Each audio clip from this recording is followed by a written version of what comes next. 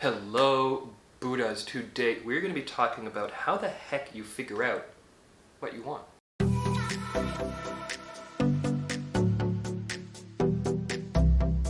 Now, Buddhas, before we get started, I've got a playlist down below in the doodly-doo with well over 100 videos of the Buddha Billionaire for you to binge watch and have a spiritual awakening. While you're down there, if you would like, you can hit that subscribe bell and that like button. It really helps the channel out so we can get this message to 1 billion people. Now, how do you actually know what you want? I'll tell you how. You invest in things that show you what you could possibly want. Now, this is a magazine, and I've got a subscription to it because it's got some really crazy stuff in it. Rob Report is what the rich of the rich read to see what they want to spend their money on. And it was something that I really hemmed and hawed on for a while because, I'll be honest, as I'm recording this right now in February of 2021, if I objectively look at my bank account, I can barely afford to even purchase these magazines, let alone any of the $1 million items in them, or $100,000 watches and cars and yachts and etc. But the value that I get from these magazines, A, they're incredibly high quality and they're beautiful, but B, instead of being lambasted with McDonald's commercials and buy this medicine because you have a problem and eat at Harvey's and I don't know, there's a lot of food commercials and stuff on TV back when I used to watch TV. Instead of being lambasted with literally commercials and stuff that are targeted to nobodies and people who don't really have any money to begin with, I am choosing to spend my advertising time, what I want to consume of the world to see what's out there, on the nicest quality, highest end products that I can possibly surround myself with. How can you know what you want if you don't know what you can have? Now, anything is available in the imagination, yes. And you can come up with some craziness, and I do encourage you to please do that, give that a try, make it happen, let's bring some new stuff into this world. But, how do I know what the latest Ferrari is? I can go on the internet and look at it, but you know, the internet gets a little boring. But I can read an article in Rob Report about the Ferrari Roma, and I can get a sense of what that car evokes with the pictures that are tailor-chosen in the article, and the language that is directed not at a first grade reading level of incompetents who are reading some random mag that they got at the drugstore, but, no offense, but honestly it's not written for wealthy people. But I'm reading an article that is written for people that are spending hundreds of thousands of dollars on a car. And I can tell you that that article is written differently than an article written in Hustler. Because the people that are reading the Rob Report have the ability to imagine.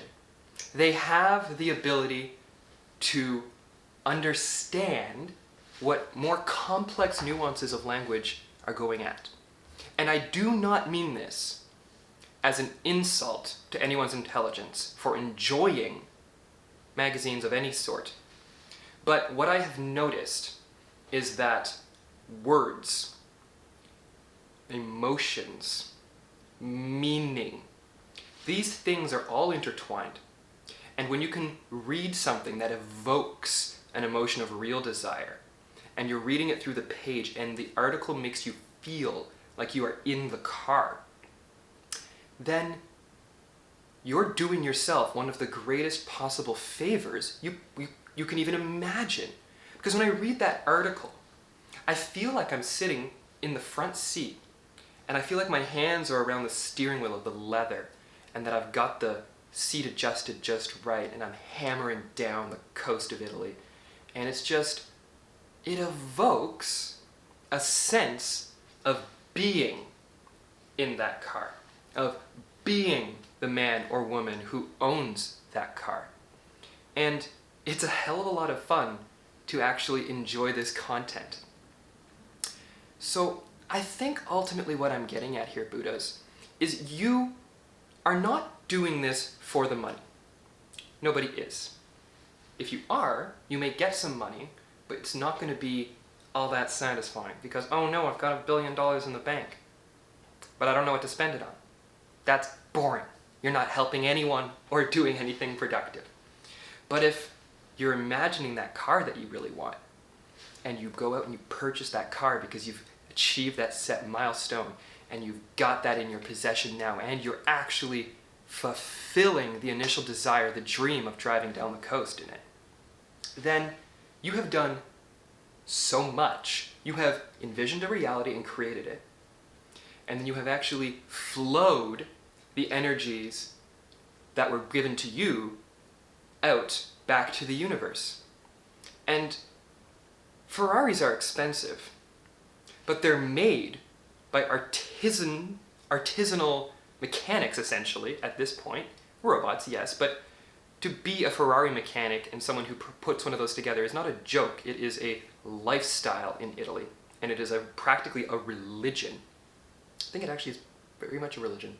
Having visited Ferrari land in Italy and seen them firsthand, it was kind of magical. And let's say you do spend 200, 300 grand on a car, okay?